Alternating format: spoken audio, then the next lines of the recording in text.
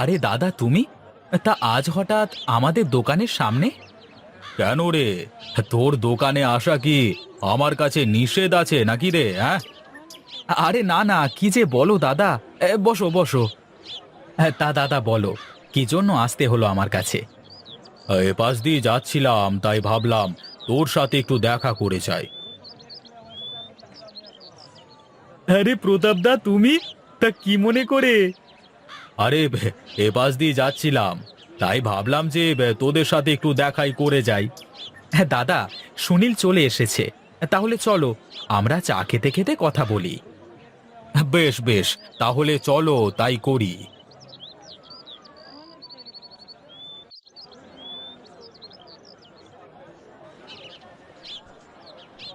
রামু, দুটো চা দিস এদিকে, কেমন? একটু বসো দাদা, দিচ্ছি। একটু তাড়াতাড়ি দিস, আমাদের আবার তাড়া আছে কিন্তু। শোন বিনোদ, একটা বিশাল খবর নিয়ে এসেছি। আমি জানি এই কথা শুনলে তোর ভালোই লাগবে। হ্যাঁ হ্যাঁ, বলে ফেলো দেখি, কি তোমার সেই কাঙ্ক্ষিত কথা? ইসলামপুরে এক ইরানি কাপড়ের ব্যবসায়ী এসেছে, অনেক সুন্দর সুন্দর কাপড় নিয়ে এসেছে। বলেছে যদি ব্যবসা করবার মতো সঙ্গী পাই, তাহলে নিয়মিত সব কাপড় এখানে পৌঁছে দিতে পারবে। বাবা বাবা, এ তো খুবই ভালো কথা দাদা। তুমি তো দেখি জব্বর খবর এনেছো। এই নাও দাদা, তোমাদের চা। কম দামে এত ভালো কাপড় কোথাও পাওয়া যাবে না, বুঝলি? তাই বলছিলাম যে ব্যবসা করতে হলে ওখান থেকেই কাপড় নিলে ভালো হবে মনে হয়। আচ্ছা ঠিক আছে, তাহলে আগে দেখি সুনীল কি বলে, তারপর তোমাকে জানাবো। এই সুযোগ হাতছাড়া করিস নে, আমার মনে হয় লাভই হবে, বুঝলি?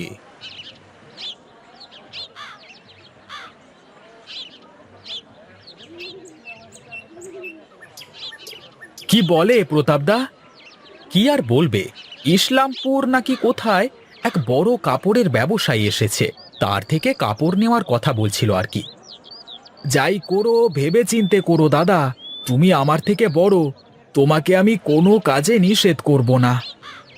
আমি যাই করি না কেন, তোর মতামত ছাড়া তো কিছুই করব না, এটা তুই ভালো করেই জানিস। আর একা একা নেওয়ার সিদ্ধান্ত অনেক সময় ভুলও হয়ে যায়। প্রতাপদা মানুষটা খুব একটা সুবিধের নয়, বুঝলে? তার কাজ, সে যেখান থেকে একটু কমিশন পায় তার হয়েই কাজ করে।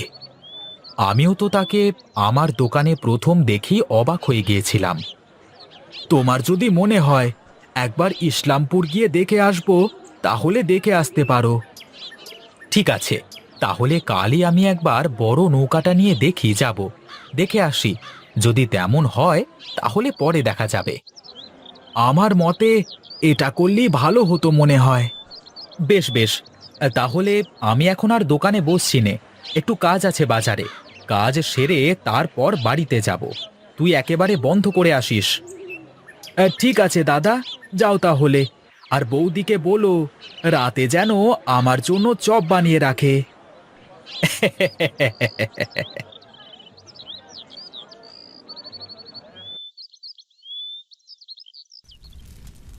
আচ্ছা দিদি, তুমি এত ভালো আলুর চপ কিভাবে বানাতে পারো গো? তুই যেমন করে বেগুনের চপ বানাতে পারিস, আমিও তেমন করে পারি। আরে ধুর, বেগুনের চপ বানানো আবার কোনো মন্ত্র নাকি? কিন্তু তুমি যে স্বাদের আলুর চপ বানাও, এমন চপ আর কোথাও পাওয়া যাবে না। আমি ছোটবেলা থেকেই আলুর চপটা বেশ ভালোই বানাই। তোর দাদা তো আমাকে দেখতে গিয়ে আমার হাতের আলুর চপ খেয়ে এত প্রশংসা করেছিল না, এই জন্যই বলি তোমার আদরের দেবরও তো চপ বলতে পাগল, আর কিছু থাক বা না থাক খাবার সময় তাকে চপ দিতেই হবে। এ বাড়িতে আসার পর থেকেই সুনীল আমার হাতের চপ ছাড়া খেতেই চায় না। নে, তুই একটা গরম গরম খেয়ে দেখ, ভালো লাগবে।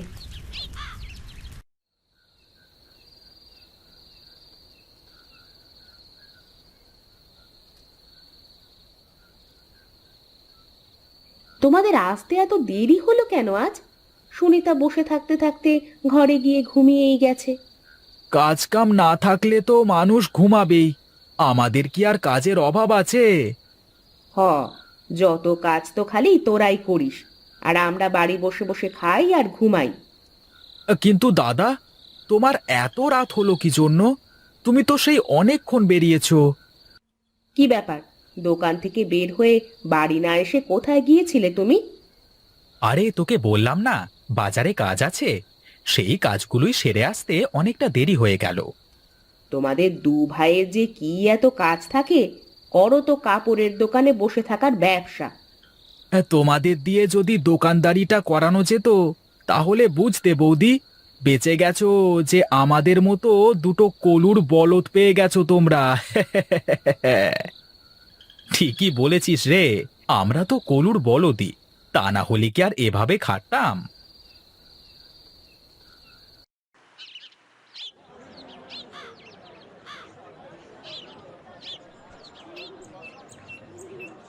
কিরে, দোকানের সামনে এত মানুষের ভিড় কেন?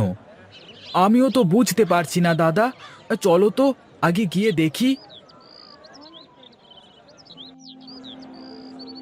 এ কি, হায় হায় হায় হায়, এ কি হলো? আমার যে সব শেষ হয়ে গেল, কি যে হলো আমার? এসব কি করে হলো রে বিনোদ? আমার যে খুব খারাপ লাগছে রে। আমরা এসে দেখি এরকম সবকিছু পুড়ে ছাই হয়ে গেছে। দোকানের ড্রয়ারের সব টাকা রাখা ছিল, সেগুলো সব পুড়ে ছাই হয়ে গেছে। আমাদের সব শেষ হয়ে গেল দাদা। আমরা আমরা এখন যে পথের ভিখারি হয়ে গেলাম। এখন কি হবে? আরে আরে, অত ভেঙে পড়িস নে ভাই, শক্ত হ শক্ত হ। আমি জানি তোরা দুই ভাই একসাথে থাকলে সব কিছু করতে পারবি।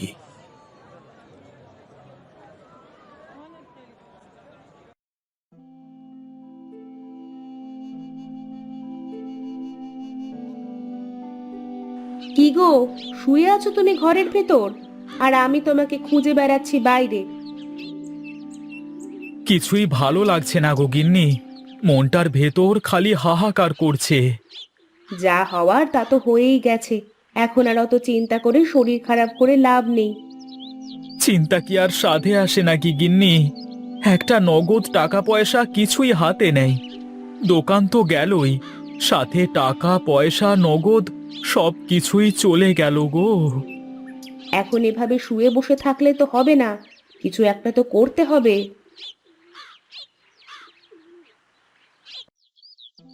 কিছু না কিছু তো করতেই হবে গিন্নি, তা না হলে যে না খেয়ে থাকতে হবে সবাইকে। নগদ টাকাগুলো যদি বেঁচে যেত তাহলেও তো কিছু একটা করা যেত।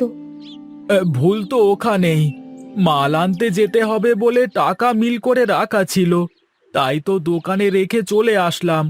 যদি বাড়িতে নিয়ে আসতাম তাহলেও করতাম এক কাজ। যা চলে গেছে তা তো আর ফিরে আসবে না, তাই বলে বসে থাকলে তো আর চলবে না। দাদার সাথে কথা বলে দেখি সে কি বলে, তারপর দেখা যাবে। ওগো, তুমি যদি কিছু মনে না করো, আমি একটা কথা বলবো। কি কথা? বলো দেখি, আগে শুনি। আচ্ছা, আমার হাতের চপ তো তোমাদের সবার কাছে নাকি অনেক ভালো লাগে, তাহলে একটা চপের দোকান দিলে কেমন হয়? আমি বানিয়ে দেব আর তুমি বিক্রি করবে। না না, আমি ও চপ বিক্রি করতে পারবো না। তোমার ইচ্ছে হলে তুমি করতে পারো।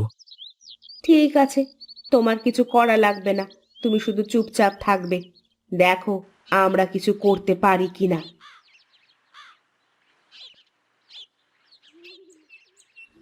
শোন সুনীল, আমি আর সুনিতা চপ বানিয়ে বানিয়ে দেব, আর তুই শুধু বিক্রি করবি, পারবি না তুই? কি যে বলো বৌদি, কেন পারবো না? এতদিন শাড়ি কাপড় বিক্রি করতাম, কত করে টাকা নিতাম। এখন না হয় চপ বিক্রি করে 2-1 টাকা করেই নেব।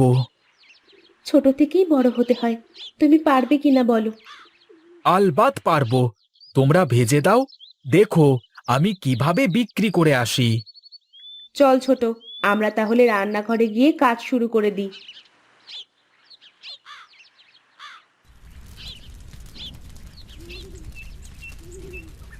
এই তো দিদি, বেশ অনেকগুলো চপ হয়ে গেছে, আজকের মতো এগুলোই থাক, যদি বিক্রি হয়ে যায় তাহলে কাল থেকে দেখা যাবে বেশি করে। ঠিক আছে, তাহলে এগুলো তোলা হয়ে গেলে নিয়ে গিয়ে সুনীলকে দে। ঠিক আছে দিদি, তাহলে এগুলো উঠিয়ে ফেলো। দিদি, আমি তাহলে এগুলো দিয়ে আসি।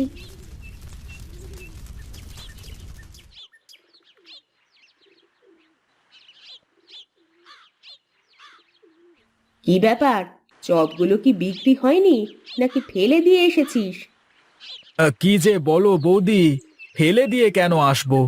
এই নাও টাকা, সবগুলো চপ বিক্রি হয়ে গেছে। শোনো বৌদি, কাল থেকে আর গ্রামের ভেতরে গিয়ে চপ বিক্রি করা লাগবে না। কাল থেকে সবাই বাড়ির উপর চপ কিনতে চলে আসবে। বেশ তো, তাহলে আরো ভালো হবে, কষ্ট করে আর গ্রামের ভিতরে যাওয়া লাগবে না।